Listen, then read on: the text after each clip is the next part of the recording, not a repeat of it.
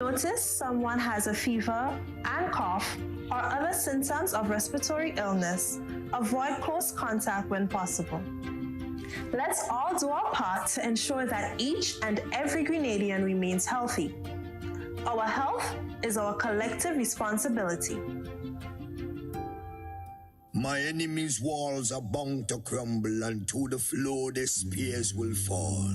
I've been made and sealed with love, but time to battle, I'll find them all. I felt the whips and remember chains, but my sword has been forged by my father's flames. Fight your fears and heal your pain, and victory will be in your name. I used to be weak, but I'm not weak no more. I found the strength of my ancestors deep down in my African core. I used to be frightened, I'm not afraid no more. The Father blessed me with the heart of a lion and a warrior soul. So no weapon that form against I shall not prevail, and no man that rise against I, that war they shall never win. 'Cause I will conquer, oh I will conquer, yes I will conquer them. Come on, let's conquer, oh I will conquer, rise up and conquer them. Tell them no retreat, no surrender. I shall fight till the end of days. I was born as a Makai warrior, and the Almighty God my blade. Fire burn all Satan carrier. Father loose all shackles and chain. This morning first thing as I wake up, King David turned Sam to the brain. Don't let your courage go down, keep it up. And if your heart rip up and stitch it up, don't let your faith them fall, pick it up. When my cup was empty, God fill it up. Don't take the devil contract, rip it up. And if your bad mind people, you go meet it up. Pass me the Congo drum and let me beat it up. God on my side, me no give it up. So no weapon that form against I shall not prevail. And no man that rise against I, that war they shall never win. 'Cause I will conquer, oh I will conquer, yes I will conquer them. Come on, let's conquer, oh I will conquer, rise up and conquer them. Thank you, Father. I want to say thank you, Lord. You are everything, Father. Thank you. Father, you alone shall guide me. No man shall lead my path. In the wind I hear your quiet whispers, and you heal my broken heart. Even some of my friends turn enemies, and they pray for right to feel. And remember you gave us your only begotten son, but we gave him the wound of life. Send down your warriors with the hello. We carry down to the end of days. No matter how the devil try trick me, unto you my soul I will give. Father, I know this time is coming. I can see the high tide raise. Without you there is no other. Could it be that real is my soul? No weapon that form against I shall not prevail. And no man that rise against I, that war they shall never win. 'Cause I will conquer, oh I will conquer, yes I will conquer them. Come on, let's conquer, oh I will conquer, rise up and conquer them. I am a man, I am a champion, I am a warrior. So who are you to tell me that I cannot make?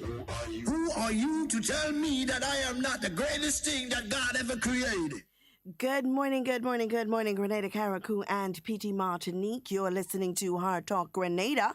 A very special good morning to those of you joining us on the various radio stations, 97.5 CitysoundFM, 89.5 CRFM, 91.9 and 91.5 RealFM Radio, 92.9 Sister Round Radio broadcasting from Hillsborough, Carriacou, and 94.9 We Noise Radio in Brooklyn, New York. A very special good morning to those of you joining us on the various social media platforms, whether it's Facebook, YouTube, Instagram, wherever you are joining us from. A very special good morning to you. It is a pleasure being here with you on this lovely Friday morning. And with me in studio, I have my co-host, Mr. Roland Bola. Good morning, Mr. Bola. Very blessed morning to you, Miss Duncan. I really do hope that. I'm fine at hearing you. I don't know There why we you're go. not hearing me. There we go. Then if you're not operating your board as well as you should. Not me at all. Taking blame for that one at all. No, I don't expect you to take anything. I just want you to accept what is due to you. I will not accept blame. Okay. It's good to hear you. Good to see you. I was out yesterday, and you know for what reason. I did hear some of the program yesterday morning though with Miss Crosby, and I think it was a really good program. I do believe that we need to prepare, as both you and Miss Crosby were saying, for the season that is on hand. Yes. But I also want to say a very special good morning to all our listeners, wherever you are, whichever part of the island you are listening from, Grenada, Carriacou, Petit Martinique, or whether you are anywhere else in the Eastern Caribbean throughout the diaspora, and you are listening to Hard Talk, we welcome you. We're happy to have you. We are on air today again. As per usual, we want to bring you good, relevant information, and we do hope that you would get an opportunity and at least feel the vibe for you to participate. And some of us, we participate just by listening attentively. Some listen passively. Some of us actually send in a message, make a call, send a WhatsApp, whatever it is you wish to do. Please feel free. This is Hard Talk. This is your program. This is the program where you can ask any question you wish to ask. We'll give you the best answer based on our knowledge of whatever the situation is. Or if we don't have an answer for you instantly, we'll seek to find out and let you know at some later date. So again, I'm happy to be back today after one day absence, one day break. I'm back with Duncan. You sure it's one day? One day yesterday, I wasn't here. I wasn't here on Tuesday simply because I was doing the nation's business at the Parliament, which was being carried live by the program. So. Okay. Well, Mr. Bola, it is another day in the land of the living, and of course we are happy to be alive. We are going to have an open line today. I did hear, or just heard, that the Royal Grenada Police Force is having a press conference. I'm just getting some further information about that, and then I'll let the general public know. But Mr. Bola, as we continue to go along our daily lives, it's important to continue to inform people and continue to let people know what's going on here in Grenada and around the world. I believe, let's see here. I believe that it is important for us to break at this moment, Mr. Bola, to accommodate the press conference that's being held by the Royal Grenada Police Force. So we are going to break from that. But as soon as that is over, at 11 o'clock, we will be back with more conversation. Great. We'll be back with more conversation. So guys, we're going please to... Please listen up, everyone, and hear what the police is saying. Yeah, we're going to transition over to the Government Information Service to listen in on what the Royal Grenada Police Force is saying to us. Vessels within the vicinity, taking into consideration the process, the procedure, and systems that are in place in terms of once a SOS is sent out, both maritime and aviation assets is also in part of assisting in that search. Specifically, one aircraft from Union Island was part of that search on Monday night, and I believe continued into Tuesday also. It's a sad situation, and we must continue to advise our fisher folks to continue to seek and to be safe at sea. Continue to speak with regards to our Coast Guard Department as it relates to safety at sea. Continue to speak with regard to the Ministry of Fisheries with regard to safety at sea. Additionally, once our resources here cannot or we are unable to conduct all the searches, we have contacted Trinidad and Tobago, which is responsible, the Coast Guard unit for the southern hemisphere of the Caribbean Sea. Also, we have contacted Martinique, who is responsible for the northern section, and they are assisting us with regard to search. We would have spoken to the family members directly up to this morning and expressing our sadness as it relates to that situation, allowing them to know that we have not given up hope, and as the Royal Grenada Police Force continue with local assets, regional assets, and even international assets to find their loved one. So we just want to continue to encourage persons who are out there, who are listening to us, to basically assist us in the search as it relates to retrieving Mr. Alexander. So thank you very much on that issue. Secondly, I want to address the issue with regard to, we are currently in the hurricane season. The last press briefing that we had, we would have discussed the issue as to the police force readiness, preparedness for hurricane. We know that the security sector of Grenada is significant and important with regard to how our responses will pan out. And so the first phase of our plan would have been done with regards to the inspection of our physical plant equipment. We also conducted testing of our equipment and also seeking to find deficiencies and gaps with regards to what we need and what we should have. We also conducted coordinated efforts with NADMA, so at least we can respond together and not just as a single unit. Also, we'd have done assessment with regards to our houses, to our building plant, and also look with relation to our safe houses. So in the event that the police has to move, there are contingency plans in place so that they can move and operate after a storm. Furthermore, a crucial aspect of our hurricane preparedness has to do with our exercises, tabletop exercises, drills, and so on. And so we'll have conducted 3 of our major divisions. That is the Western Division, the Central Division, and the Eastern Division. We would have done the exercises, 1, significantly for learning purposes, so that officers can be au fait with the plan and the response mechanism. And that has panned out and went extremely well over the last few days. So we continue to advise our own police officers, and also we take the opportunity to send this clarion call to our nation that persons, families need to be prepared. We send this call that communities need to be prepared. We send this call that our nation needs to be prepared. Thirdly, we want to continue to advise our citizens that the Emergency Powers Act is still in existence. It is still in existence, alive and well. And so we want to continue to gently encourage our persons out there, our citizens, to wear your mask. You would have heard Commissioner made mention with regards, we are investigating our own. If our own does not do it, we are also investigating our own. So we are fair and balanced in what we do as a Royal Grenada Police Force. But we want to encourage, because it's a health issue, and you protecting yourself is protecting me protecting me is protecting you also. We also want to advise the business owners that there is a cut-off point with regards to when business, and that is 11 o'clock.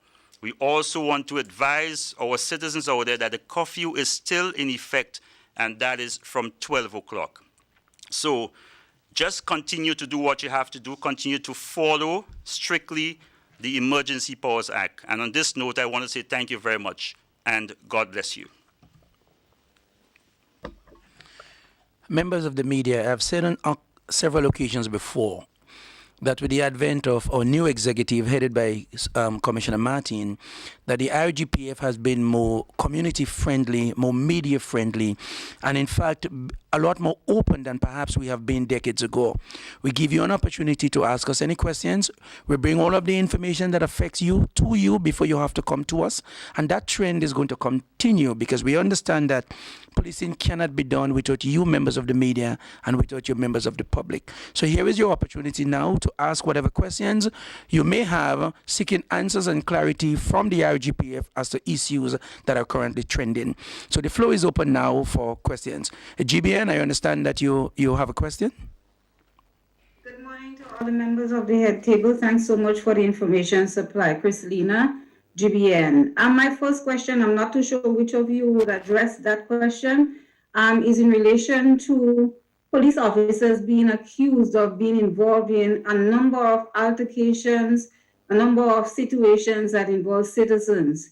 And it's the said police officers that would have to conduct investigations.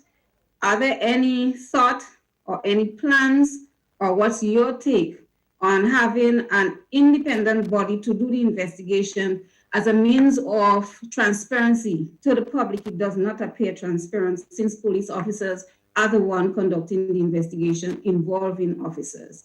What would you say on that?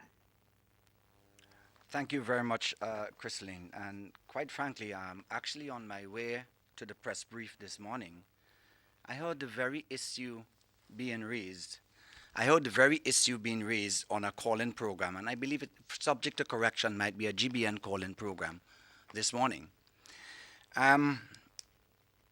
While we have not heard or presented with any evidence to suggest biasness in the police investigation specifically, there seem to be, and I agree with you, based on public utterances, a strong perception of the critical need for an independent mechanism for investigating matters of complaints relating to the police. And I will hasten to say that that has its merit, because factually I am aware of other jurisdictions that has what is referred to as a police complaint authority. So the police complaint authority is a composition of individuals that is given authority to investigate matters independent of the police force when there are issues of complaints against the police.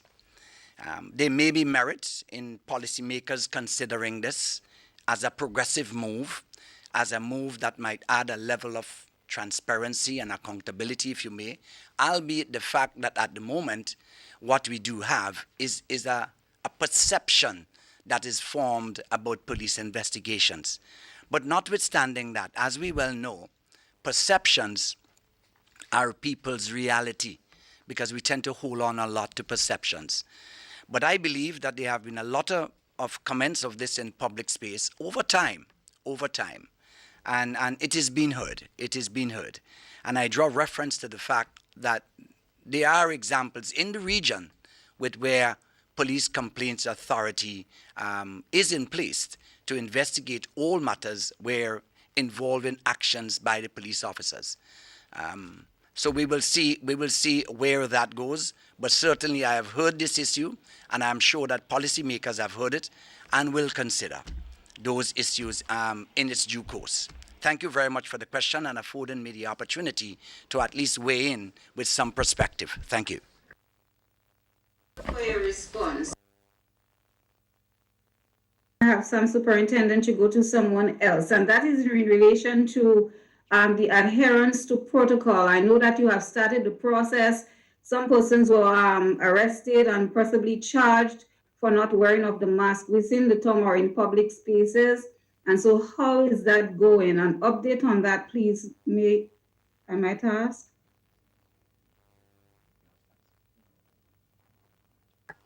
Oh, thank you again, Christeline. We do not have exactly the stats with us on the numbers of arrests, particularly with mask. But I am not aware of us arresting people for mask. I know we issue tickets for mask. But we have had, and I can confirm this in recent times, I believe over the past week or two, there were probably a total of just around 20 arrests as it relates to violation of curfew and operating business well outside of the curfew time. So enforcement in that area is much stronger than actually dealing with masks. Although we have said on many occasions that we will be stronger in enforcing the issues of masks, we do understand that they are legitimate excuses and circumstances, and we continue to enforce with a higher level of discretion. But wherever there is an issue with masks, it is not arrest. It usually would be followed by a ticket. All right, thank you very much. Thank you for that correction, sir. Any other from you before we move on to somebody else, Christelina? No, sir, you may proceed for now. Thank you for your questions. MTV? Good morning. Morning. I do have a question in relation to Harmony Cottage. We've been hearing some complaints from persons in that area about the noise and there are conflicting reports saying that the gentleman has permission to have these parties but the persons within the residents there are constantly complaining about almost 2 or so years, maybe more than 2 years, about this. Mr. Commissioner, sir, I don't know if you have any insight into that. I would like to get some sort of response from you on that, please. Thank you very much, my dear. Mr. Mitchell, who have recently dealt with this particular situation, will speak to that issue. Thank you. Thank you very much for your question. Only in recent times, in fact, within the last 2 weeks, we would have responded to the same issue that you are raising here, specific to Harmony Cottage, and not just Harmony Cottage. There were a number of other areas that we would have responded to regarding amplified sound being played without permission. First, being disturbing to the neighborhood, and we quite know the locality of Harmony Cottage and the closeness with relevance to the residents. And so we will have addressed that issue, and I hope that it's addressed once and for all. Certainly, we do not grant permission to persons for amplified sound that is going to disturb the neighborhood. That is a given. And in recent time, as I've spoken to, we would have sent officers on 2 occasions within the last couple of weeks and stopped what may have been an event or planned event specific to do with Harmony Cottage. So we advance those sort of processes, not just for Harmony Cottage, but for all areas throughout Grenada. And so if there is any other area in which you are hearing, please notify us. And thank you very much for your question. Do you have another question, MTV? No, I don't. Thank you. Thank you very much for your question. Tahira, WPG10. You're next. You may ask your question.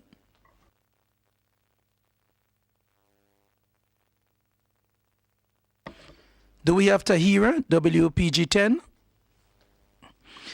If not, Linda, you're next. You may ask your question. Linda Stricker. Hello. Can the next person go next? I think my neighbor music is loud. I'm going to ask them to lower it down. Tahira, are you there, Tahira? WPG10. If not, does anyone else have a question? While we wait for Linda to return. Yes, I have a question. Anisha Samuel from The Voice. Go ahead, ma'am. Okay, good morning. Based on the RGPF laws and the rights of citizens, will it be an invasion of privacy if cameras are installed to remotely monitor detainees in cells while they're in the cells? Well, a person in custody, Ms. Samuel, actually is within the police compound, and actually the activities of those individuals, I believe that we would have the authority to be able to monitor, to install cameras to do that. I have heard, and I believe your question has to do with a very recent incident of the person who unfortunately died in our custody. And certainly this is a point that is weighing on our mind, whether or not we definitely need to evolve in doing these issues. Because the safety of an individual, notwithstanding whatever circumstances they are in custody for, is a responsibility of the force. And we must be held accountable for their safety while in custody. And if we are to be held accountable, it means, therefore, that we must be doing every single thing possible to ensure that safety. So one, I don't think there will be an issue in installing cameras to monitor that, as these are persons that are in custody, and once you are in custody and properly detained, there shouldn't be any privacy issues there. But moreover, I think we have evolved to the stage where we need to look at having these sort of issues in place. This is discussions. We have already discussed that following this very unfortunate incident, and we will be looking to taking that conversation further to see if we can move to those improvements. Thank you for the question, Ms. Samuel. Okay, that's all for now. Linda, are you back now, Ms. Raker? Yes, I am back. You may ask your question now. Thanks, yes. I sure you hear the difference. My question had to do, I didn't know what the Grenadian voice would have asked, but my question had to do with the gentleman who was found hanging. In the initial report, Mr. Cohen would have said to members of the media that he was stripped down to his boxers. Can you explain why that decision was made? And why is it that he was put into a cell instead of having mental health sought for him? Because doing that, I want trying to understand why is it he was stripped, and if stripping had to do with mental health, why is it that the relevant care for mental health was not sought? Because he was arrested around after 1, we were told, and the incident was observed around after 4. Thank you for your question, Ms. Rika. You might have a fan blowing into your system, so we're getting a feedback, but I think we heard your question sufficiently enough to be able to provide an answer. And following up on what I have said, I don't think we are in a position to determine that there was a mental health issue at that particular point. He was brought into the police station and there was some disorderly behavior conduct on his part. By behaving disorderly doesn't necessarily tell us that there are mental health issues. And stripping him of his clothes is normal police procedure. If you come into the police station and we believe for one reason or the other your behavior is not what we expect, for your safety and for our safety, that's part of what the law requires us to do. So to back up on what you have said, we did not inform mental health professionals because we did not know and did not believe that there was a mental health issue that presented itself, and that is why they were not informed. And on the question of why he was stripped, for his own safety, because he was a bit disorderly, and that is the reason why, we foresee that perhaps to prevent anything else from happening, he was stripped of his clothes and he was left with his boxers. I hope I answered your question. And obviously, though we did not know what lay ahead of us, but whatever risks that were present, that decision was taken so as to minimize whatever possible risks there would have been.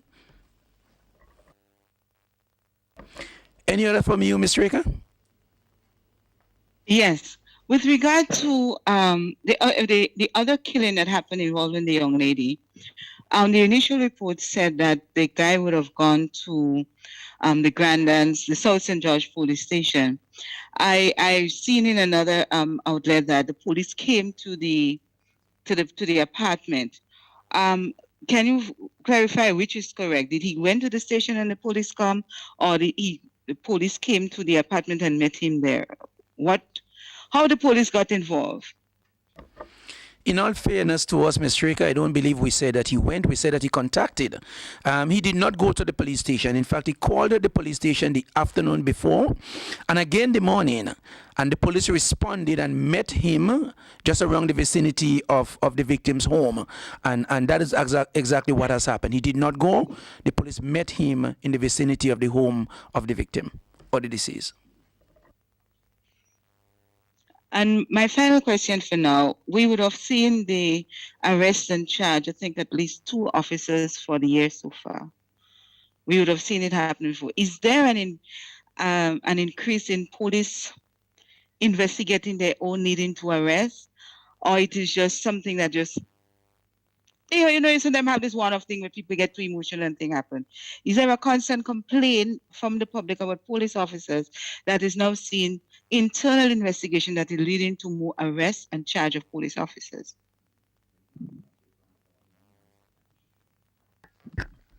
Yeah, thank you very much, Linda. I do believe that Mr. Cohen can very competently handle this question, as he also heads internal affairs investigations as well under his ambit. However, from where I sit, we do not have an increase in complaints against police officers leading to necessitate arrests. I have not seen, not that we have seen a drastic reduction in those either, but we are not seeing an overwhelming amount of or anything out of the ordinary in complaints against police officers requiring action. Sometimes we could tend to believe so, because whenever you have one or two incidents that may have happened in rapid succession, we tend to just get caught into the moment and think, oh, there's a lot of complaints against police. But when you stretch that over months and say, did we have in this month, that month, then you start realizing that no, there really isn't an overwhelming amount. And the fact is, there is also an internal mechanism where breaches of discipline, not necessarily involving members of the public, we are also holding officers accountable internally for when they have different breaches of our regulations and protocols, as the case may be. So to answer in briefly and to reiterate, I do not think that we have an increase. There's no evidence to suggest that to me, but we will keep our awareness of this, because of course infractions by the police can tamper and interfere with public's trust and confidence in the force, and I have a very deep interest in that. All right, so thank you very much for the question. If I could just add one other clarity to that. I look at the Ombudsman report over the past couple of years. In the Ombudsman report, complaints against the police is among the highest. Is there a working relationship between investigation of officers, between the Ombudsman office and your office? Are the complaints turned out to be the same, or different complaints that are going in different direction? Thank you again. And just to explain, the roles and functions of the Ombudsman is to try to correct administrative inadequacies or deficiencies. So for example, you have an issue of a complaint, does not have to be a complaint against the police.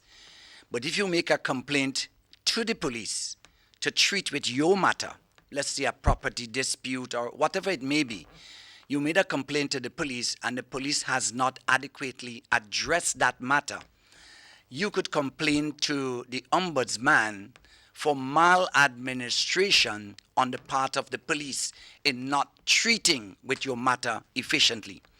So the Ombudsman investigations and report does not necessarily confines itself to complaints where the police wrong a member of the public on a one-on-one, but where the police as an organization may have failed in its responsibility to members of the public when they make a complaint.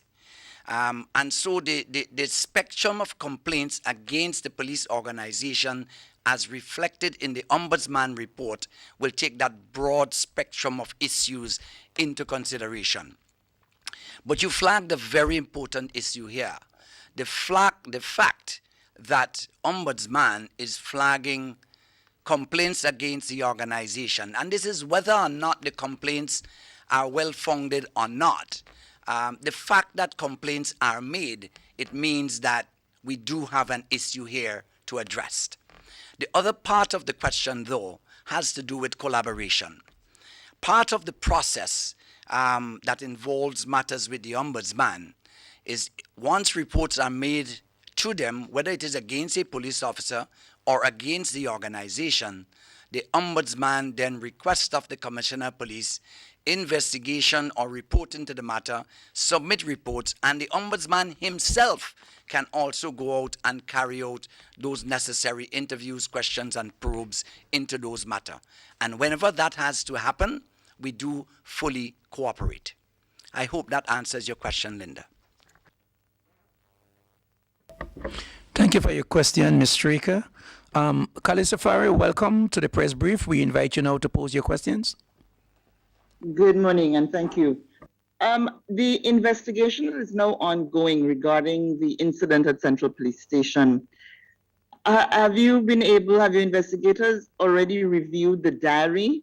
And can you say if anything was noted in the diary regarding observation of the detainee at the time and when he was last seen alive? Are all those things noted in the diary on preliminary investigation so far?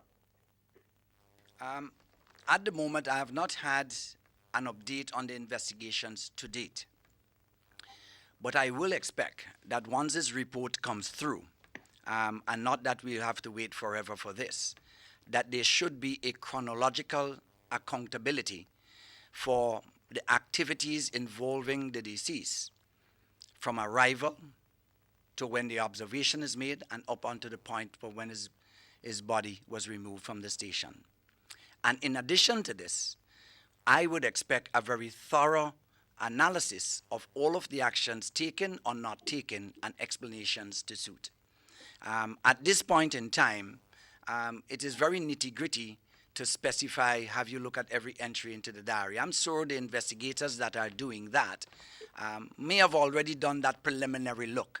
I have not asked for or previewed as yet to that preliminary review just yet, because there are other major issues that we are looking to as it relates to this matter. Added to the fact, we do not know where this investigation will ultimately end. And so even if at this stage there were certain facts that could be stated, we have to act with a sense of caution as to how far you should say anything at this stage, because we don't know where the matter may end. And just in case it requires any sort of court action, the slight probability of that requires us to exercise caution. All right? But certainly we know that this is a matter of concerning incident. As I've said, I think inside the police station should be a very safe place.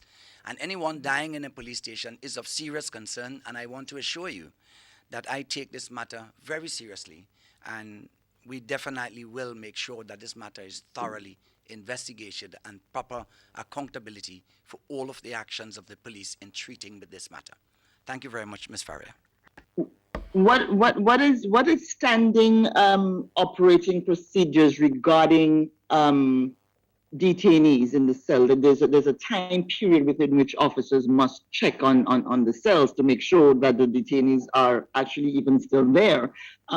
What is our time frame in Grenada, in the police force, in Grenada Police Force?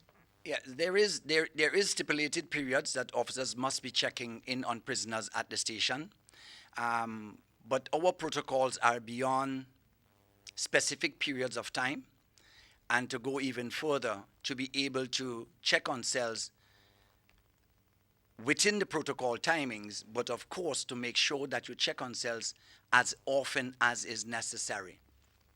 So if it is that you have more than one person in the cell and you just check it a half an hour ago, for example, and as you step away, you hear what seems to be a fight, or you hear somebody calling for help, or somebody call and say they need something, you ought to check the cell again. So prisoners in cell, we bear in mind there are a number of issues that can impact persons there. And yes, there are periodic checks that should be made.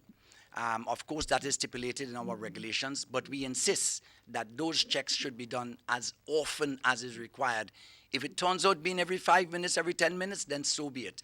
But routinely, it is mandated that we should be checking often on prisoners in the cell to make sure that they are safe. And I might hasten to indicate that the cell at Central, I don't know if you know the cell at Central, but the cell at Central is very close to the charge room. As a matter of fact, there have been instances that saying that persons that are in the cell, if we are not careful, can overhear everything that is taking place in the charge room. So even from a sitting position, you hear a lot of what is going on in the cell. That is a probability as well, because they are in such close proximity. All of these factors will come into play to try to understand what really happened to this individual and why we might not have been able to have an early intervention. Thank you. Okay, but I also wanted to find out from you, sir, I understand you saying that officers must respond as situations develop, and rightly so, but there must be something on paper. There must be some sort of procedure or some sort of policy that covers, protocol across the force when that within every 30 minutes or every hour. What does it say on paper? I think our protocols indicate every hour, I believe, if my memory serves him right. I think it is every hour. Cohen, you have anything different on that? I think it's every hour. I think it's every hour, Kalisra. And given the seriousness of what happened, and I understand not saying things that would jeopardize the investigation, I get that, but no indication as to when he was last seen alive. I would think that kind of information, even in this preliminary stage, would have been, one of the first things that the police hierarchy would have asked, when was the last time he was seen alive? Whether you want to tell me or not, do you have that information? And I would prefer if you tell me if you do have it. That is clearly established at this stage, but as you rightly said, we will not say it at this point, at this forum. Thank you. That's it for now. Thank you very much, Kalisra, for your questions. MTV News, you have another question? Yes, I do. I do have another question. You may proceed. Sorry to stray from the topics that were mentioned, but my question is on Pradia Lasny. I know some time ago the police hierarchy met with the Minister for Agriculture and to develop methods and strategies to decrease or quell the issue of Pradia Lasny. Do you have any updates on that as yet? Yeah, thank you very much, Ms. Hosten, for your question. Pradia Lasny, and I'm happy that you asked this question. Pradia Lasny is one of our sore issues.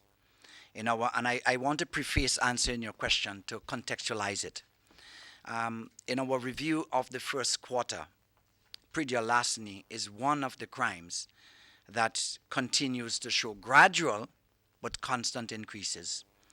And we critically do understand the impact this is having on farmers. And we understand the successes we have had historically in working with the police, farm watch, and stakeholders in addressing with this matter. Not too long ago, with the appointment of the new Minister for Agriculture, Mr. Peter David, myself along with the ACPs, ACP Mitchell was with me at that meeting, we did have a discussion that it is well overdue for us to find a new, fresh, and more effective strategic approach in dealing with the issues of Pradia Lasny that goes beyond the routine police response and farm watch, etc. A number of strategies in this regard has been discussed, and I am very optimistic that in short order we should see some transformation.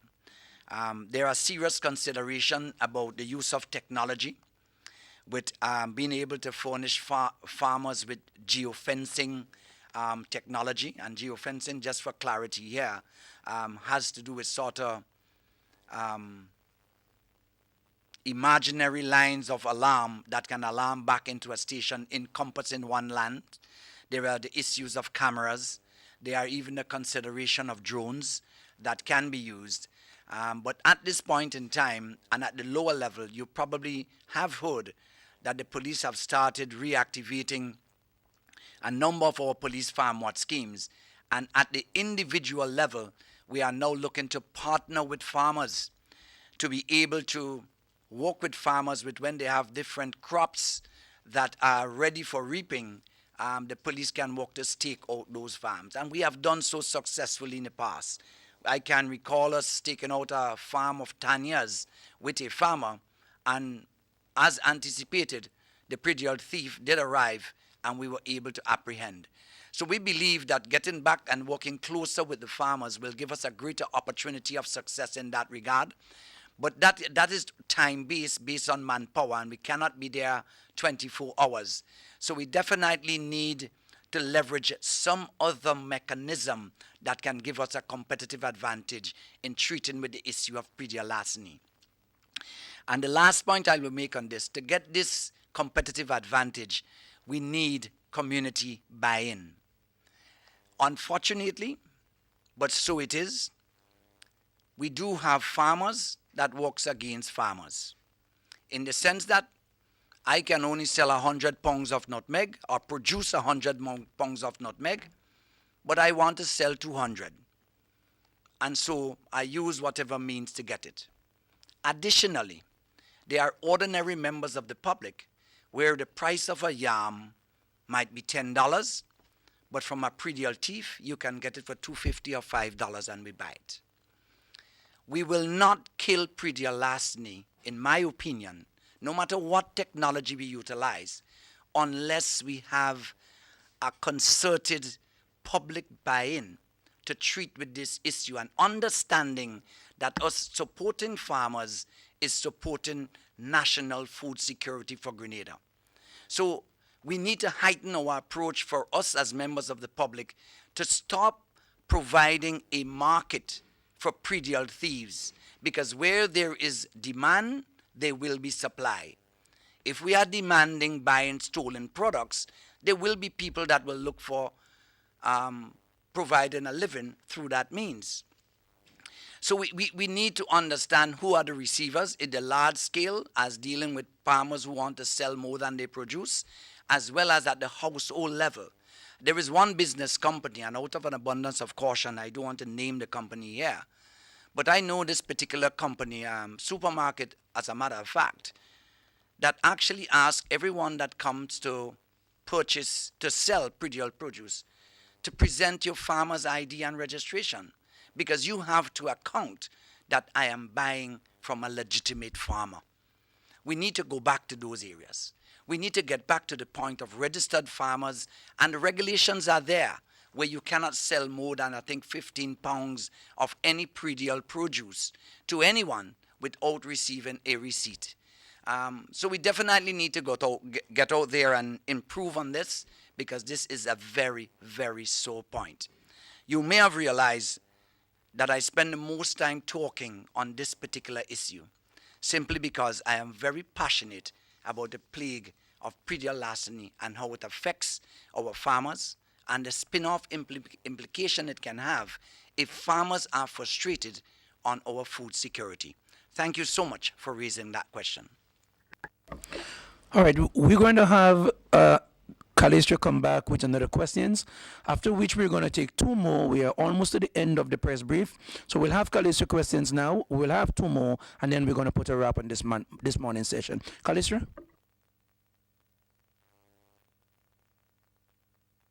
Are you there, Callisto? Okay, she seems not to be. So we're going to take two more questions from any two members of the media. Anybody wishes to go? Yes, I have one. Go ahead, please. All right. When the police issue releases relating to charges for drug-related offenses, these persons' pictures are also attached, but the same is not done for persons charged for other offenses. So what's the reason for the emphasis re drug-related offenses?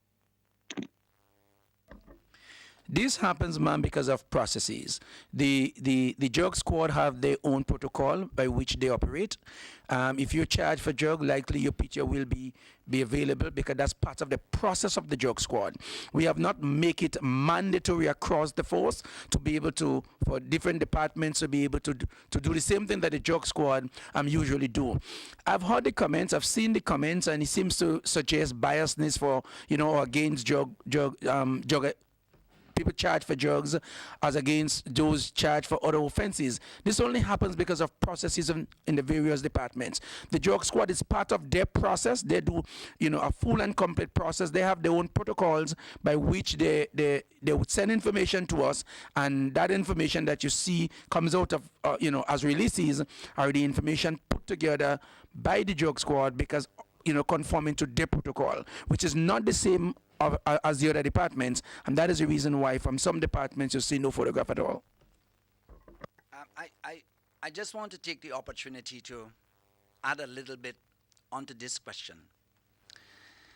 Because a very serious pet peeve for me is the issue of sexual crimes. And I have been in deep contemplation whether or not, because sexual crimes, let me just premise this, sexual crimes continues to be a very difficult issue for us, and it's not going away. In the past 2 years, we have made some serious contractions in the reports, and I was very hopeful. But the statistics that we've had from the end of the first quarter shows that we are regressing. And I am seriously contemplating whether or not we do not have to start posting the pictures of sexual predators. So we start a shame and blame issue of charging persons who are sexual predators. But the caution being exercised on implementation here is one, the issue of if you so do, remember the issue of the presumption of innocence that exists. And remember as well that even the accused person also has rights. And the passion that sexual crimes tends to evoke can potentially create vigilante response against those individuals in communities. And again, even as the recent decease that we've had, although a person is in custody for a particular crime, they are a human being, and we have a responsibility to their safety. But certainly, something new is needed as it relates to sexual crimes. And I just wanted to put in that considerations are being given here. We are seriously seeking guidance, legal guidance on this issue, whether or not it is something that we should explore. Another factor weighing in on this is how do you treat a sexual crime involving a 19-year-old and a 15-year-old as against a crime of a sexual nature between a 50-year-old and a 13 or a 9-year-old. Do you treat them as the same? If you take the approach that all sexual predators, you publish name and you name and shame, do you treat the young offender who probably is in a relationship with an underage person in publishing the same thing and creating the same impact as a heavier criminal? Or as an older person preying on a younger person? Those nuances we do need to balance out in order for us to come to that determination. But I assure you, members of the media, and I appeal to you as well, to continue helping us with the advocacy so we can read this issue from our society. Thanks for this question, for it allowed me to raise this other point. Thank you. All right, we're going to have one more question. I did say we were going to have two, so we have one of the two. So here is an opportunity for the final question. And who is it going to be? Is it me? Am I getting to go? I stepped away when you were trying to get my attention. Go ahead, Kalisto. Yes, we were trying to get your attention, but you may pose the last question. Yes, thank you. I'm so sorry. The police, I understand, reliably so, have noticed a relationship between a decrease in drug activity in the country at the street level since the closure of the St. George's University as a result of the pandemic. Can you comment on this, please? And that they're actually making a correlation between the decreased activity and the absence of activity at that particular institution over the months. Yeah, Kalistra, thank you for this, but let me just ask for a bit of my own clarity before I attempt to answer. Is it that the police have made that pronouncement, or you're asking the question? Well, I believe that they have, that the police in their activities have noticed that. Oh, okay.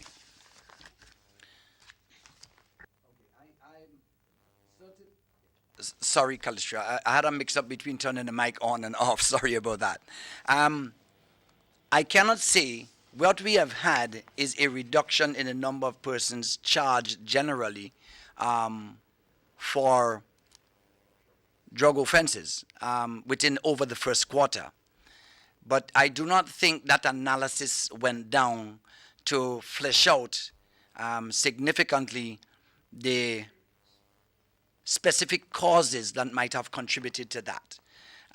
We probably will have that complete a sort of analysis because we have had reduction in housebreaking and stealing as well, but we would like to know why there was that reduction into the first quarter. But I cannot say that St. George's University or any sector of society had any correlation in any way to this. As a matter of fact, I don't think in previous statistics that we had any relationship with persons associated with SGU as students or otherwise being represented in our statistics of persons arrested. It's by and large local persons that has been.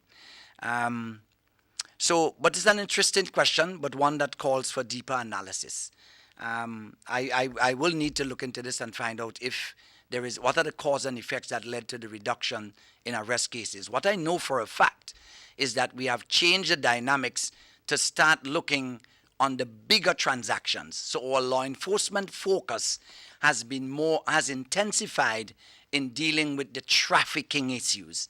And it may well be that the reduction in cases in arrests for the petty issues is because greater law enforcement intensity on the trafficking type of offenses. Hence the reason why the majority of the reports you hear is 40, 50 pounds, 100 pounds, 300 pounds, because we have been channeling our issues to target the source. The trafficking is what brings in the supplies. And if we can kill the supply, then we might able to kill internal consumption as well. So thank you for that question. And so the Prime Minister has made pronouncements about his stance on personal use marijuana. The government or the state is also preparing to take bills to Parliament that deals with decriminalization, not legalization, but decriminalization of marijuana. Is that related at all as well to, apart from dealing with the source, the suppliers of the drugs as a method of dealing with the situation, does that have any bearing as well on your stance? Can we see a stepping back of the police officers from the one joint arrests, and the 1 ounce arrests and so on, the personal use quantities, even without any laws already in place? I remember the shooting at Fontenoy. It was mentioned that the young man had a joint was involved as well. So can we see? Are we going to see, or is there already a stepping back of the police on hard line on personal use marijuana? Yeah, thank you very much for the question. And let me first say, and I think that came up in a number of other parallel issues, that the Prime Minister and Minister of National Security does not direct the RGPF operational activities. We need to start first on that premise. That being said, the government sets policy and give policy guidelines to the force. The legislature create laws and the police enforce the laws. However, as it relates specifically to the issue of marijuana, we need to understand, in my mind, and I do understand myself, a student of criminology with drugs and society being one of my majors, we need to understand as well that it will be foolhardy of any police force to try to swim against a tide of change. We have seen the approach in the region that is taking place as it relates to marijuana. We have heard our own government, as you rightly indicate, of intentions to move in a particular direction. The police force does take cue from policy statements that are made. Of course, we are confined predominantly by the laws. But certainly you have in your administration and implementation, the police do have a measure of discretion. I do not think, and I can recall in the recent past, we actually had persons who were arrested with smaller amounts, but also wanted for other offenses. So the small amounts at the moment do serve a purpose sometimes when the police need you for a house breaking and stealing and get you with a small amount of marijuana. The arrest for the small amount serves its purpose. But the police understanding the broader ambit of what where the world is going as it relates to marijuana, where other countries in the region has gone as it relates to marijuana, and the expressed intention of our own government as it relates to marijuana, the RGPF must act prudently in treating with those issues. But I do not think, and I have not seen, and I have not directed that our focus on trafficking has been as a consequence of those pronouncements, but more as a strategic reaction in understanding that if we go up the river and find the source that's causing the problem, then we do not have to pick up the bodies at the end of the river. So if we take out the bulk before it gets on the street, then we do not have to be running through all of the streets to catch people. So we have intensified, strategically so, identifying traffickers and suppliers that are dealing in narcotics, and strategically, from a law enforcement perspective, that has been our intention. Yes, of course, it carries on other routine law enforcement activity. We do need people with the spliff and the roach and what have you, and the officers in their own discretion, having their own discernment, do exercise that certain measure of understanding. Thank you. Thank you very much. So there isn't any special sort of instruction that, we're not going to expend resources running after a guy sitting on the block, not wanted for anything else, pulling on half a joint. Well, quite frankly and honestly, I don't think it actually makes sense. It really doesn't make sense, because I will tell you, Callistra, and probably you can, if I am to run you down and get a spliff on you and put you to court, and 2 months later the law is passed that decriminalizing the said route you're arrested for, and we understand in the context where legislation is going to decriminalize these issues, certainly it would not make sense. What I will not tolerate, and what I think police officers will not accept, is as a result of those sort of pronouncements that you choose to take the liberty of using marijuana in public all over. So you go and lean up on Foodland building and you're smoking drugs, or out in wherever the place may be. You decide out in public space at an event in the stadium you want to. We will not tolerate that, and we will continue to enforce that. But that is a different consideration to where the police come and do a search at you at your house and get you with one marijuana spliff. The police has a right to exercise some measure of discretion in that regard. And if they do, I will not go against that.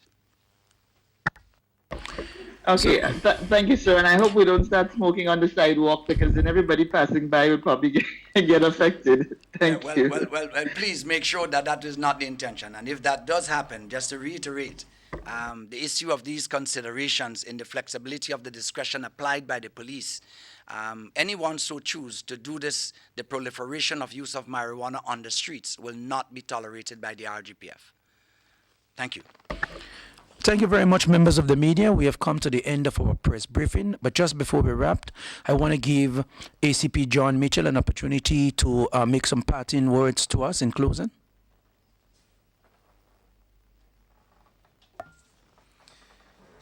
Thank you very much, Superintendent Cohen. And again, we just want to continue to encourage Grenada, all our citizens, to follow the guidance. Specifically, I spoke with regards to the Emergency Powers Act. It is significantly a health issue, and obviously the police force is tasked with the responsibility operationally for executing the laws. And so we want to continue to advise our citizens to make sure that they do understand what the law is saying and that they act accordingly. And also specifically with regards to the hurricane season, I know largely this is an issue that NADMA continue to focus on, but we also want to continue to encourage our citizens. We are in the hurricane season now. Continue to encourage our citizens to have your plans in place with regard to the hurricane. So in the eventuality that a storm, area of disturbed weather should hit Grenada, that you are prepared. If you are prepared, Grenada is prepared. Thank you very much. Concluding remarks from you, Commissioner? Thank you very much again, Superintendent Cohen. And I want to take the opportunity here to publicly thank the members of the public for their continued support to the RGPF in carrying out our duties. Certainly you are an invaluable partner to us in our efforts. But I want to also appeal to us to exercise a greater level of tolerance and restraint in conflict resolution. Let us try not to be hasty and impulsive in reacting to issues where individuals wrong us, but rather let us be patient, report issues, and try to utilize the natural processes of justice to resolve disputes. And to my fellow officers, I want to thank them for their continued efforts in enforcing the respective laws in trying to keep our country safe. I want to say to you, colleague officers, that as a collective, we have a responsibility to inspire public trust and confidence by our actions. So let us continue to strive for greater tolerance and professionalism on our own behalf in carrying out our duties and function so that we'll engender greater public support and cooperation. Thank you very much and best wishes. In closing, may I lend the words of the Commissioner who always says that we are not a perfect organization, but we continue to strive for transparency, fairness, unbiased, and a professional Royal Grenada Police Force.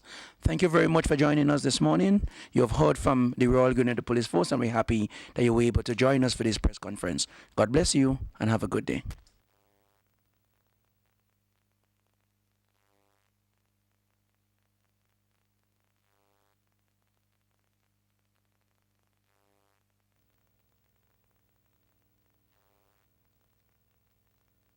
Corruption is robbing our economy. People are gaining from dishonesty. Corruption. We heard from the Royal Grenada Police Force on matters that are affecting us, or matters that we would like to know about. In the general public, things that are going on, questions that we may have. And one of the things, Mr. Bowler, that I wanted to pick up on, because we don't have much time left, one of the things that we want to pick up on is that of the matter of curfew. An understanding that a curfew is still in place, and how do we move to suit. Now we are seeing instances where persons are still, after curfew, trying to get home. Do you think it's a direct correlation with the fact that businesses are not closing at an appropriate time in order to get in order for persons to get home on time? Do you think it's a personal responsibility issue? And with the pronouncement by the Prime Minister that they have started or finalized, on getting a second stimulus package that may assist maybe even entertainers now that they have been affected by the protocols. What do we do? How do we move forward? How do we fix an issue like this? Well, thank you for that, Ms. Duncan. This one is more than a mouthful. You have asked many things there. You have insinuated a lot of things. We listened, and I hope most people did, who had the opportunity to listen to the police. And they have been calling again, as they normally will, on occasions like that, when they do have some sort of press conference, for people to continue to obey the protocols, to remember, and they were just reminding that we still have a curfew in place, and reminding businesses that they should try to close down, lock their doors, get rid of the patrons or customers by at least 11 o'clock, which means that it gives you one clear hour in which to vacate the streets, to try to get home, depending on where you live, and things like that. It is possible that one of the reasons why people are caught being out after the curfew hour start, after the 12 o'clock, as you have suggested, one of the reasons, and I don't think it is the only, Right. maybe the hours that some of the businesses, especially the bars, and so if you're hanging out late by a bar, and depending on where you live, and the bar closes exactly at 12, Right. which is the deadline time, and you having to traverse from there to where you live, definitely with no doubt at all, you will be caught on streets after the closing hour. So it is not just the time they close, and we cannot say from where we are, because we don't have any evidence to prove that all of the businesses do close as late as 12 or after 12 o'clock. Right. There may be some, but I don't think that's the only reason. I think also there is a responsibility on the part of patrons, on the part of customers, on the part of individuals to know Right. and to estimate or have a reasonably good enough idea. What time span would it take from where I am in any part of the country to where I should be at or during the coffee hour? We have a call on the line. Hello, good morning. And good morning to Miss Duncan. Good morning, Miss Cammy. How are you? Taking an urgent call. Yes, Miss Cammy, good morning. I know all this time I was, but you all have to listen to me. We, as operators on the terminal, sir, Yes. we have problem with that toilet for weeks. This morning this morning I went on Bemerent. They announcing now the toilet is not in operation. Port Authority should get some portable toilets and put here for us. Yes. They announcing to go all the way down to a riser. If a bad belly hold you now, could you have time reach by a riser and in the other mouth they use the washroom? That is not good enough. No, it's not good enough. But I agree. and Miss Duncan, something hold you right here where he is. And we will see ourselves. We will mess up ourselves. But authority otherwise close the terminal. Announce that they cannot operate today. Because where is all you? And the people have the belly and the gut to tell us go down there. You can't have time make it, Mr. Bola. I agree with They you. doesn't treat us right on the terminal for the amount of years. And I'm very upset. Management, listen to me. Management in Port Authority, bring portable toilets so we could use. Right. All you just care about the money, all you don't care about people. We hear you, Miss Cammy, and we agree with you. We agree with you. Bring portable toilets still to use. Yes. Otherwise, close the terminal until the business fixed. Yes. It's not right. Yes. When you talk now, they say don't like the government. Well, it's not an issue with government at all. Portable toilet. We cannot go all down there. My God. Have a good day. Thank you. Have a good day too. Very serious issue. It is.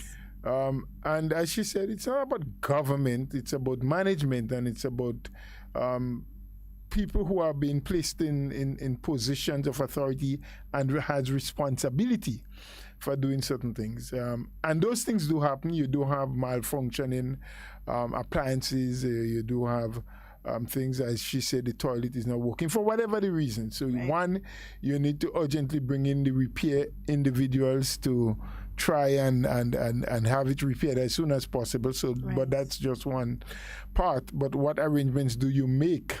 Alternatively, why a riser, which is to the further end? Why probably, and I'm just suggesting, why not the fisheries division, right, close there? Why couldn't some arrangement? And so when you are in positions of management and you have responsibility, especially responsibility where you have to interact consistently with human beings, you have to be so particular and so very careful.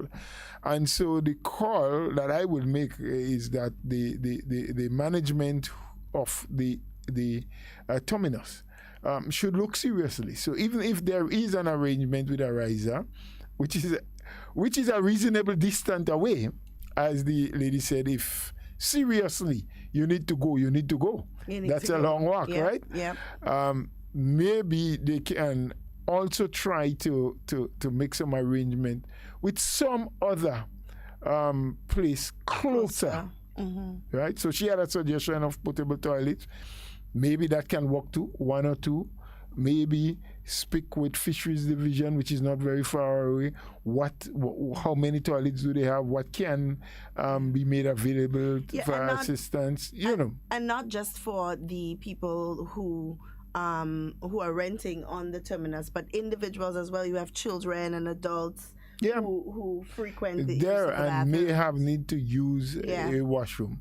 So I understand the venom in which she spoke, because it's something that she doesn't think is being handled correctly, and I tend to agree with her that more can and should be done. Absolutely. And so to the powers that be, please take another look at the arrangements that you have in place. And sometimes we have to go a little bit above and beyond. Yes. Because we're dealing with human beings. I mean, you even have police officers, and we were just talking about the police and what they have to do, that frequent the terminus, that are there almost, constantly helping to guide the traffic and to ensure that there is law and order being maintained. And so they too, what if, you just don't know. And I think some better kind of arrangement needs to happen, needs to be made, and to ensure that the people who utilizes, whether you are a tenant or not, but you're frequent or you utilize, you're a passenger or a traveling individual, you're a bus driver, a conductor, whatever form of business you have at the bus terminus, you should have that level of comfort to know that we think. And secondly, and I don't want to leave that out, whatever the repairs that has to be done maybe should be done urgently. Yes. There's that belief in Grenada that everything is laissez-faire. We can take our time. There's no need to hurry. Why? I mean, this is Grenada. This is paradise. Why we have that kind of approach to almost everything. But there are some things that are urgent matters that must be dealt with urgently. Yeah. So the authorities must bring to bear and make to happen as soon as possible the repairs, whether you have to bring in more than one crew. But do it, because this is a necessity for the use, for use by the public. We have a call on the line. Hello, good morning. Hey, good morning. Hi, good morning, sir. Yes, very well, thank you. Mr. Bulani, I share Kami frustration, because this thing, when you want to come out, there's no holding back. There's no holding back. And then to walk all this distance with this thing coming out, by the time we reach that, it is that one year.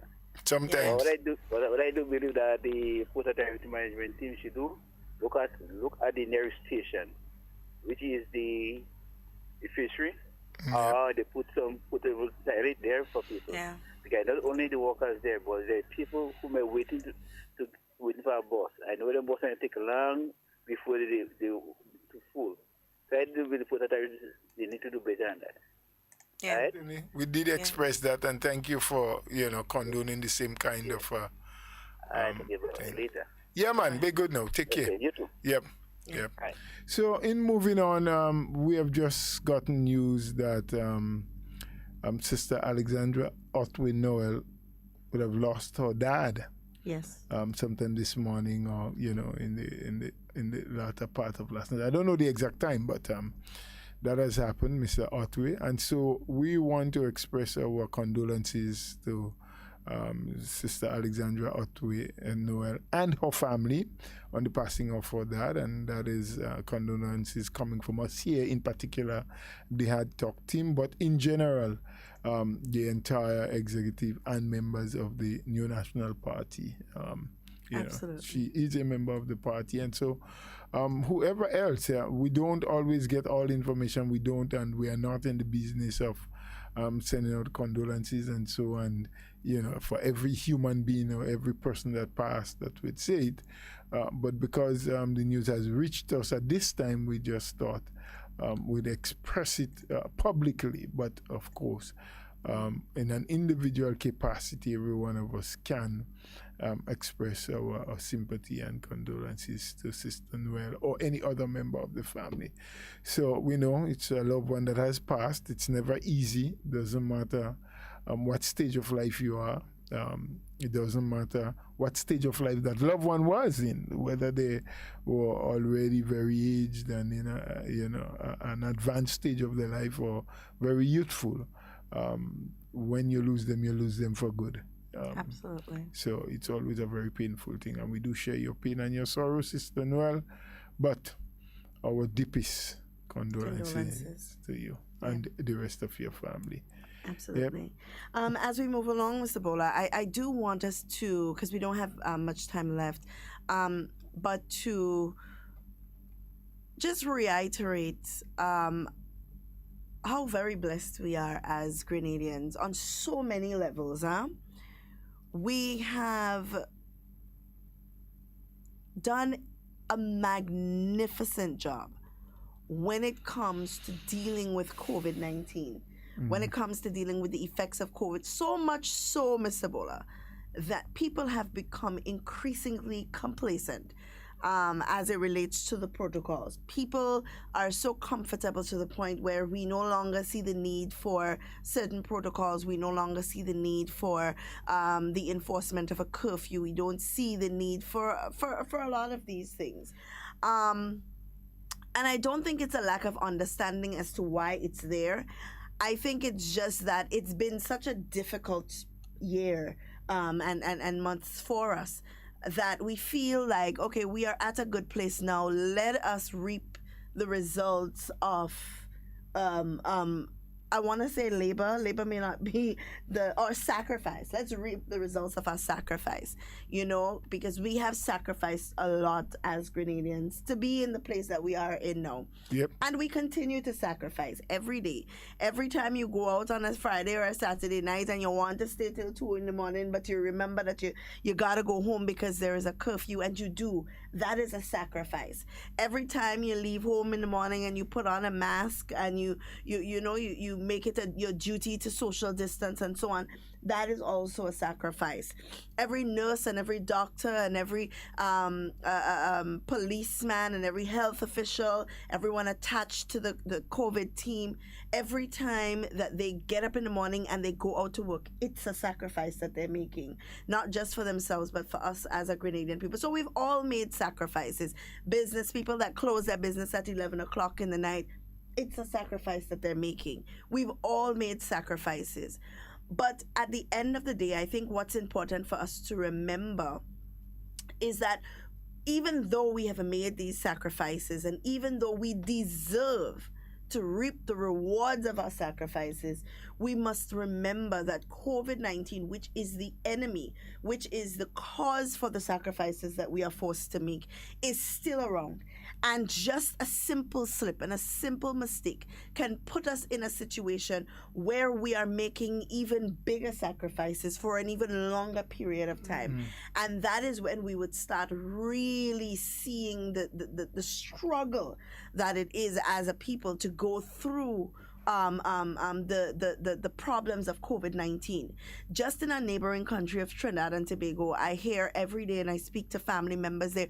I remember giving a story recently, Mr. Bola, of a family that was infected with COVID-19. The son being the carrier that brought it to the parents. The father has died. Now the son has died. Oh, the son has died. The son has also died now. No one knows how to tell the mother. Did they yet tell her? They have not told her of the father yet. So no, they But she's seen her? She's also hospitalized now. Okay. So she is in hospital now. You remember, well, I can't say you remember because you never experienced, but persons with COVID-19, and as we've always been saying, it's a very isolated, lonely situation because you're not allowed to use your phone, you're not allowed to see family members and so on. So you're kind of just going through this alone. I mean, with whatever help you can get from nurses and doctors around, but you're basically going through it alone. So she's not aware that her son is dead. She's not aware that her father is dead. Her husband is dead, and she is in also a bad situation. So, and I mean, there are people lining up in scores to get vaccinated in Trinidad and Tobago. They don't even have enough vaccines for the people that are lining up. And we are blessed as a people, and I think we take for granted very often how blessed we are as a people. We have a caller on the line. Let's take this call. Hello, good morning. Good morning, Miss Duncan. Good morning. How are you? Well, good morning to Mr. Buller. Good morning to you. Well, good sir. I'm doing very well. I should say extremely well. Because after all, we are living in where we are experiencing what we call a world crisis, a pandemic. Right. And when you look at where Grenada is today and how well the authorities would have managed the situation, Mr. Buller, I come to the conclusion that as I speak, Grenada we are living in one of the best places in the entire universe. Well, you're not the only one that feels that way. Yes. Now, I have a couple quick points in the interest of time. Yeah. One, Mr. Bola and Ms. Duncan, the toilet facilities that in the bus terminus. Yes. Now, toilet facilities in the bus terminus, whenever things go wrong, it should be addressed immediately at all times when possible. Because a situation like that, it deserves a certain sense of urgency. Urgency, yes. And I really and truthfully hope that if it's Port Authority, those who are responsible, they need to address that. And, from time to time, you hear the bus drivers, complaining about, the facilities that they have for urinating and things like that. And in the amount of buses and people that move through there, they should have something more up to date for these folks. Now, the next point is, Mr. Boland, Ms. Duncan, the death in custody. Yes. While that is still under investigation, and people are only asking one question, but it's two questions I'm asking. One, what was the gentleman arrested for that caused him to be in custody? And the next question is the circumstances surrounding his death. Because let me make it very clear here, brothers and sisters, that's an individual opinion. There are people, whenever they die, whether it is in police custody or otherwise, it calls for celebration. And I'm not saying call for in this gentleman's case. I'm just saying that there are people in Grenada, based on the life they live in and the things they are doing, when such things happen, for me personally, it calls for a celebration. Two, the next point is here, Mr. Boland, Ms. Duncan. Let us put all politics and all jokes aside, as people will say. Grenada is in good hands, The best hands. Grenada is governed by a group of people that care about people, Grenada is in a good place. Mr. Duncan and Ms. Duncan and Mr. Bola, Grenada is poised for takeoff because of how well we would have managed this pandemic. And yes, all is not well. There are much to be done, but none of the criticism warrants changing the government.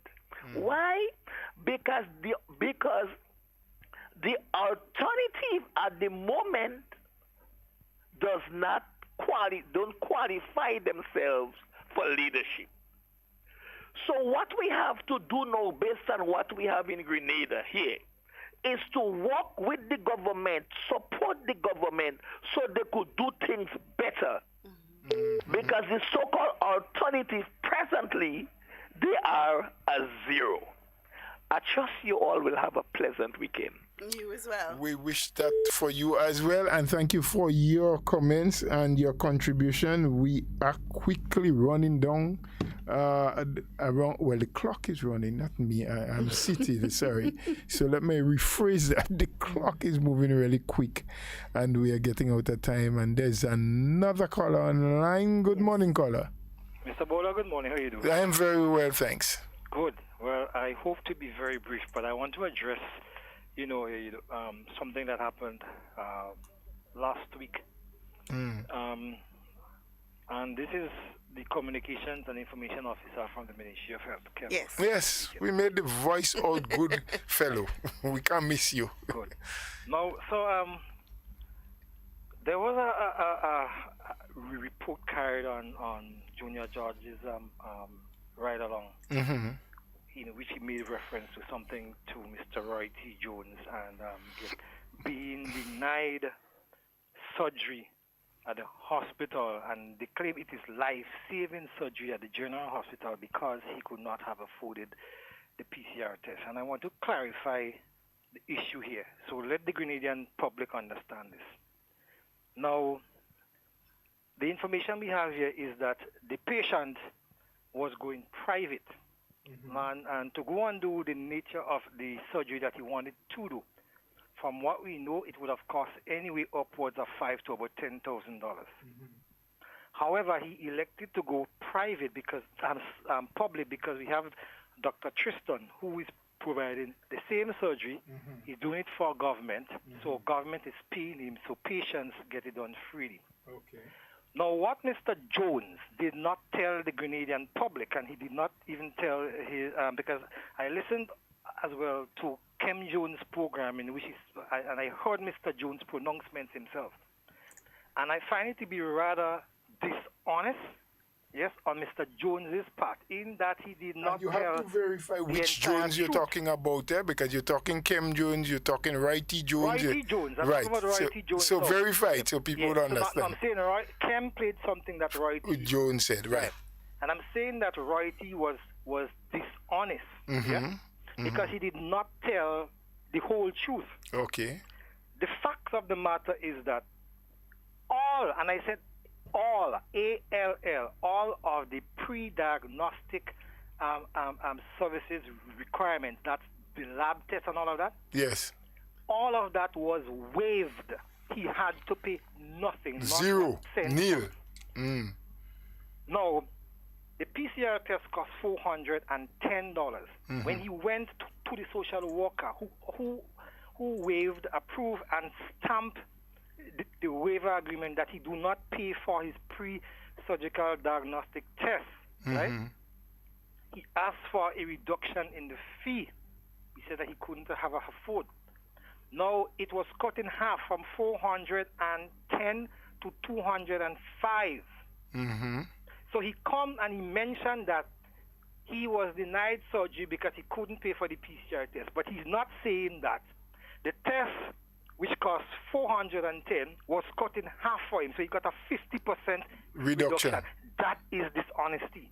Okay. And then Plus, he got all the other but hold on, services. and he did not say likewise that all of the pre-diagnostic services, so like lab works and all that, so like whether it was urine and blood and stool and liver and whatever it was, the government, the Ministry of Health at the hospital, we waived that for him. So I'm saying he is dishonest. Right. Tell people the entire truth.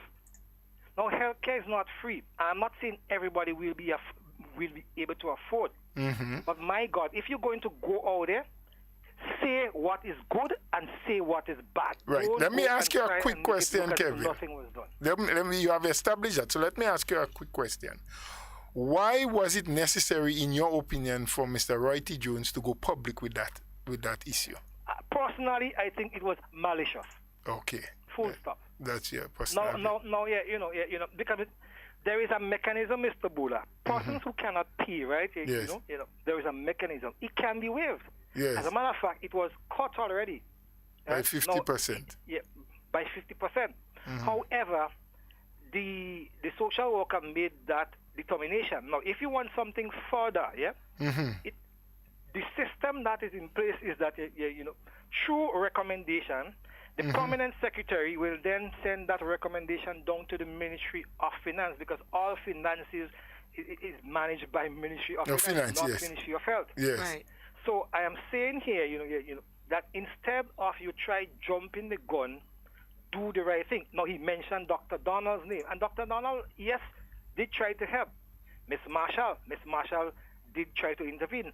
Likewise, Dr. McIntosh, the director of hospital services. But again, he was informed of the procedure. And as a matter of fact, it is a standard procedure even in the region that if you go, and in the US likewise, if you're going to do any surgery, that a PCR test is needed. And it doesn't matter whether or not you are vaccinated, because you could be vaccinated, as we know scientifically, and still have COVID. Yes. It is just a test. But we are really, really, not annoyed, but we are really shocked, that having done so much for the individual, you had no gratitude to even say thank you for what you would have done. That is dishonesty. Right. Let me just ask you two other quick questions. We know the gentleman in question that you're speaking about is also someone in the media. He's a radio personality. He's on air. He's announcing. So I just want to make it absolutely clear for everyone to understand.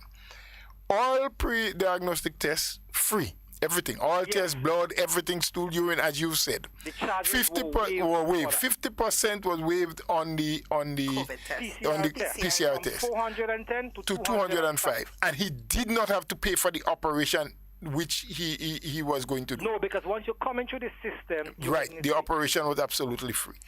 So we are now to believe that a gentleman of his caliber, and I'm not saying he's rich, I'm not saying he's poor, I don't know his financial circumstances. But are we saying that there was no way, not even his bosses, no means at all to raise $210 to get a PCR test done so that he can go and have his surgery? Well, that's a question only he alone can answer. I mean, it's kind of mind-boggling. Now, even the people who are helping him to spread such propaganda as to make the Grenadian public believe that he was denied a surgery, and as you have said, not saying the full story and giving all the truth, they and all could not help raise $210 for him. Did he ask anybody else? Did he make any other effort? To answer you, sir, I think maybe because too he did not speak the whole truth, and people do not know what was going on, maybe no one volunteered to assist. Okay. Had he done so, then I guess he would have had no reason to go out there and maliciously scandalize the name of the ministry and name persons as if they had never reached out. To him, because for the waiver to be granted, Dr. Donald must approve it.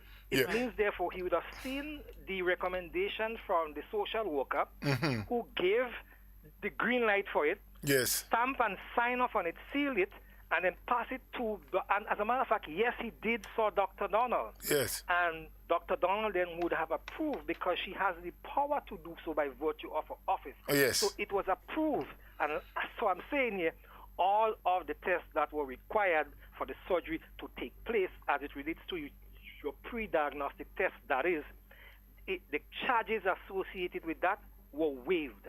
Okay. And the public needs to know that. To know that, right. So that, whenever they see him, ask him, tell us what really happened. Right. And to your knowledge, up until this time, did he or did he not have the operation? I do not know. You do not know? I honestly do not know. Because since somewhat you said it was carried as though it was a life and death, I'm wondering whether he's dead or alive, or if he has and the... God forbid, I don't think. We wish him well, eh? Of course we need to. And it's a human being. Hope that he had the surgery and all of that.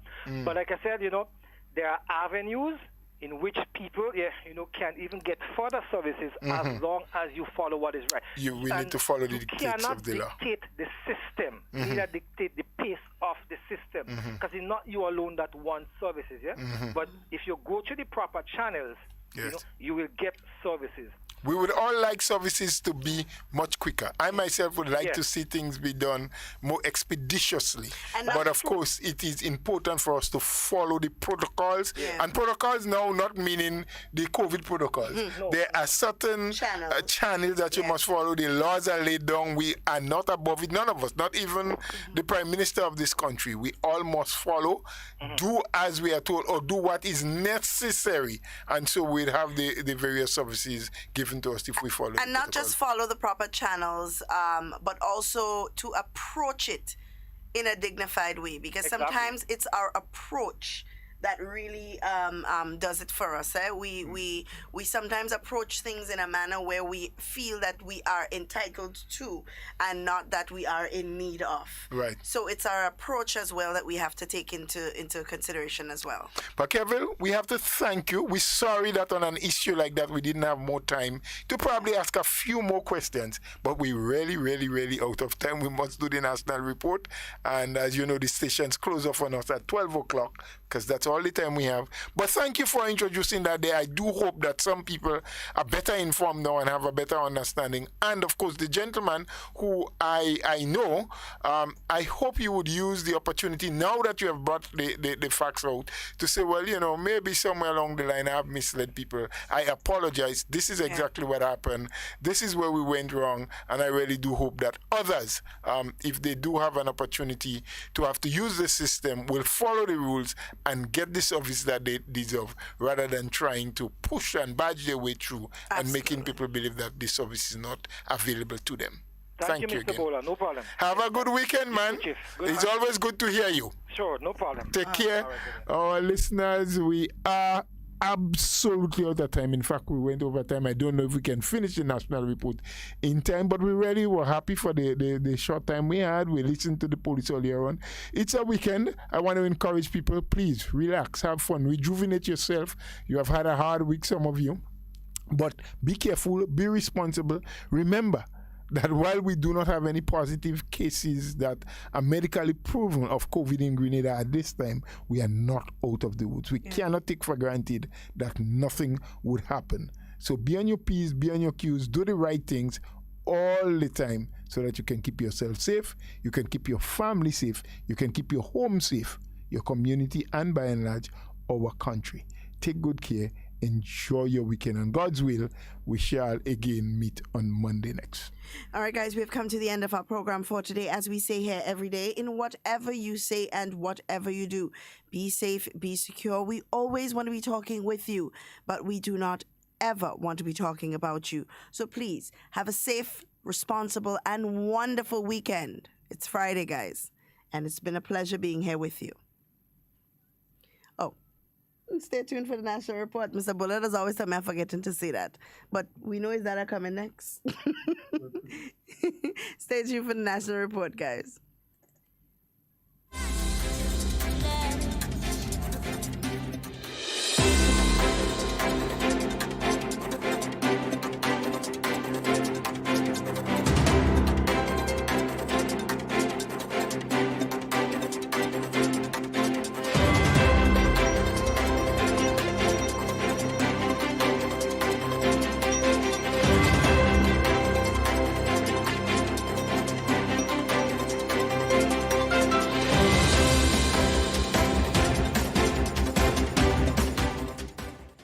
Grenada launches first paperless population and housing census from September to December 2021. We'll have details to this story and more in the national report.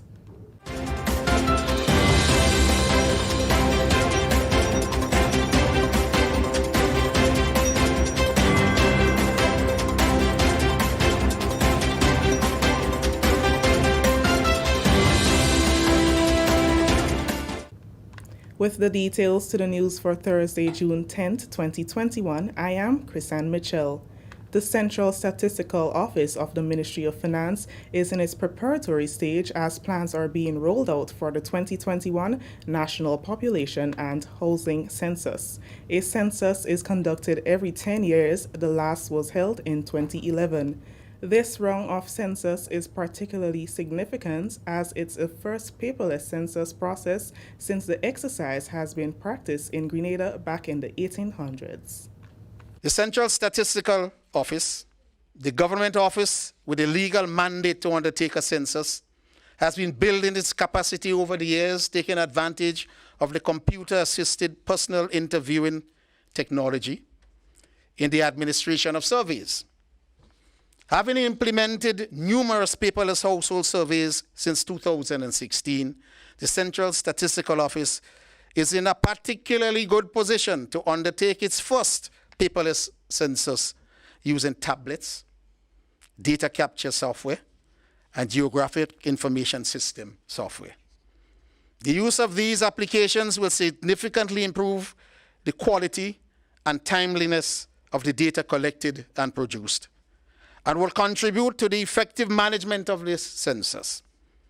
It also ensures a higher level of data security and confidentiality in keeping with the provisions of the Statistics Act and the soon-to-be-made census regulations. That was Minister for Finance, Economic Development, Physical Development and Energy, Honorable Gregory Bowen, speaking at Thursday's launch of the National Population and Housing Census 2021. Minister Bowen says a census is the most accurate and important source of data about the people and housing stock of any country. It ensures equity in development.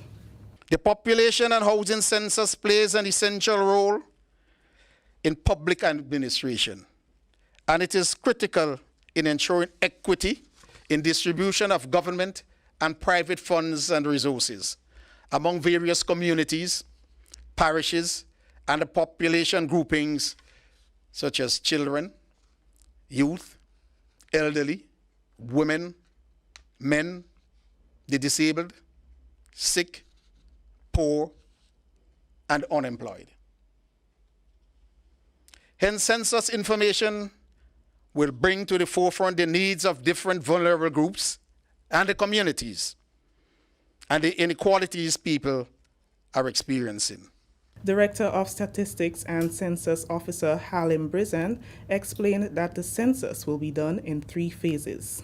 The first is the preparatory stage, which is actually the stage that we are in, and the office is currently putting all its efforts in ensuring that things are put in place to be ready for September 15th. And it includes planning, preparation, mapping, questionnaire design, and manual development. That is the census manual, which aids the understanding of the questionnaire, and also the pre-testing and piloting of the census questionnaire. The census questionnaire is the key instrument that is used for the undertake of the census. The census stage is the stage at which we will be setting up our field operations, for example, the recruitment, training and selection, and also one of the most important aspects, the census enumeration. And the post-census stage is where we would see the data processing, analysis, dissemination, and the many products and documentation coming out from the census. The actual process of collecting the data, where enumerators will be out in communities, begins September 15th, 2021, and will continue until the end of December 2021. More than 25 young men from Willis and surrounding areas will participate in a 10-week program that will help them to develop problem-solving and decision-making skills. Manbox From Boys to Men, a program implemented by the Ministry of Social Development, Housing and Community Empowerment, targets young men between the ages of 13 and 25. Specific focus areas include gender-based violence, drugs, and alcohol. The goal of the Manbox program is to foster holistic development by teaching young men, such as yourself, important skills for problem solving and decision making. Far too often when we work with persons in the court system or even the prison, it's always, if I had known, why didn't you tell me? You know, if I just had someone to just show me how, you know, it would have been a little bit different. So we understand all of that, so this is a preventative measure. The program will be conducted over a 10-week period, with participants receiving certificates of participation at the end. But we don't just want you to receive certificates, we want to see transformational changes within your life. That's Ms. Chrissy Worm-Charles, Permanent Secretary in the Ministry of Social Development. Elaine Henry McQueen, Program Coordinator for Spotlight, endorsed the program and commended the Ministry of Social Development for its interest in youth development. I commend the Ministry of Social Development, Housing and Community Empowerment for launching this program here today. As mentioned in an article I read earlier recently, good intentions are only a mediocre predictor of gender equality. It has to be more than talk. It must be more than agreements on paper. It is about actions that deliver results. And as the song says, action speaks louder than words. I commend the ministry because action is happening right here, right now, and a lot more needs to happen with more men and boys, as well as with women and girls. This is the National Report. The news will continue after the break. The house was shaking. Then suddenly saw we hear bang, crack, and the roof had gone. Man, I was so scared, I nearly wet myself. Only those who have lived it can truly understand the devastating fury of a hurricane's wind. The house across the road just get up and roll over. Hurricane force wind. It's a hazard. Hazards. Take control. Reduce your loss. You can hurricane-proof your home. For example, make your roof more wind-resistant by using screws instead of nails in its construction. Find out more about hurricane force winds and other hazards at your local disaster office. A message from the National Disaster Management Agency and Sedera. Welcome back. Farmers in Petite Martinique are praising the government for the timely introduction of plow tractor services on the island. Since the introduction of the new plow service to the island, scores of farmers have been capitalizing on the use of the equipment as part of their preparation process for the upcoming planting season. So the people of Petite Martinique should be very, very happy. They don't have to wait on us when we have a free time to catch a boat, very expensive, to bring our big tractor up to Petite Martinique to hustle and plow for one day, to come back down and continue plowing a Carriacou. That is now a thing in the past. Petite Martinique has its own tractor. We just go over there a couple of days for the week, and we do the entire island, all the gardens that are ready, and we come back home. The tractor is stationed there, so if persons need to plow, off time, the tractor is always there, they can get the service. Kayola St. Bernard, a farmer, expressed gratitude on behalf of the Petite Martinique farming community. She commended the government for resolving one of the main concerns of farmers. The plow, we're going to benefit a lot from it, because during back in the time I used to have a lot of problem in terms of getting the soil prepared for planting, and I think it would be a good benefit for all the farmers on the seaside of Petite Martinique. It's going to allow me to do a lot more planting, like in different area, different variety of planting and so. Executive Officer with responsibility for Petite Martinique, Mr. Dexter Miller, underscored the importance of the service, saying it will foster growth in the island's agricultural sector. Miller believes the plow service is particularly useful, bearing in mind the large numbers of female farmers on the island. The service provided by the Ministry of Carriacou and Petite Martinique Affairs is very good, very timely, and it will encourage, much more people to get into farming. The plow service, will reduce on the cost of preparing lands, and seeing that most of the farmers in Petite Martinique are women, it's easier for them, in preparing the land. Persons interested in utilizing the government's plow service in Petite Martinique can visit the Petite Martinique office to make a reservation. Finally, in the news, history was made on Tuesday, June 8th, with the opening of the first preschool in the community of La Mode, St. George. The Christian Union Preschool and Accompanying Resource Center, situated in St. George's Estate area, was funded through a grant from the government from Japan. We get more in this Annette Moore report. We want to especially thank the government and people of Japan for their contribution to this initiative. Extremely grateful for their contribution. But look at how nicely this worked. A partnership between the church, the Japanese government, the government of Grenada, and the community. Excellent, excellent partnership. The Christian Union Preschool and Resource Center is the brainchild of Education Officer Maudlin James, who saw the needs of her community and wrote a project to ensure those needs were met.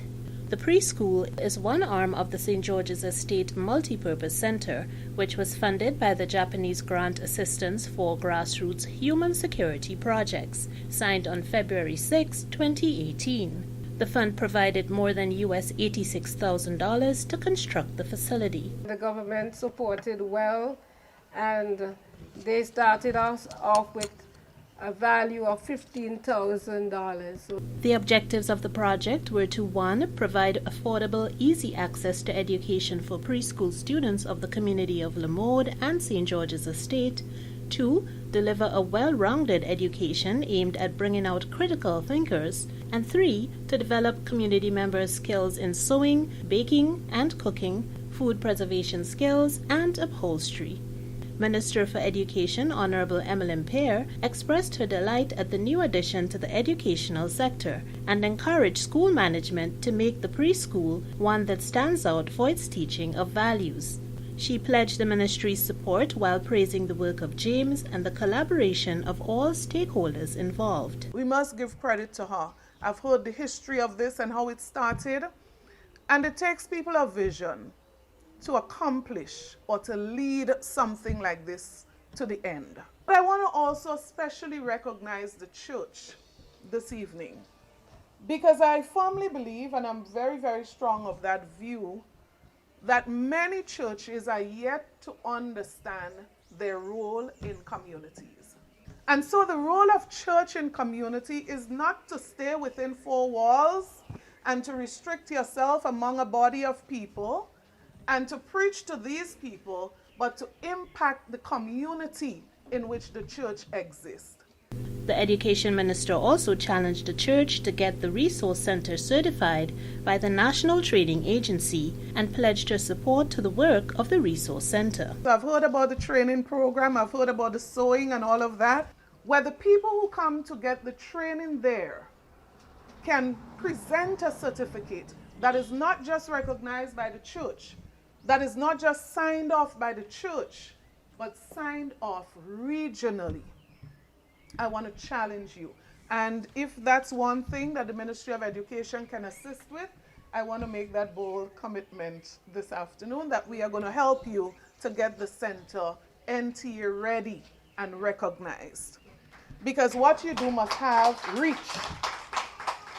His Excellency Tatsuo Hirayama, who joined the ceremony via Zoom, expressed his satisfaction, noting the great achievement made despite the COVID-19 pandemic. It is my sincere hope that the global community will overcome this health crisis and return to a more normal life very soon. Even under the pandemic, the excellent relationship and partnership between Japan and Grenada have remained intact. Although the construction took more time than originally planned, it gives me a tremendous pleasure and joy to witness the opening today, as it demonstrates that the project overcame, or at least did not succumb to, the pandemic. I would like to take this opportunity to express my deep appreciation to those who have made this project possible. This is going to be a community landmark, and it embraces the upgrading services, a resource center. James specially thanked the church for their financial and other support in ensuring the successful completion of the project. God supplied, and as we work, God supplied.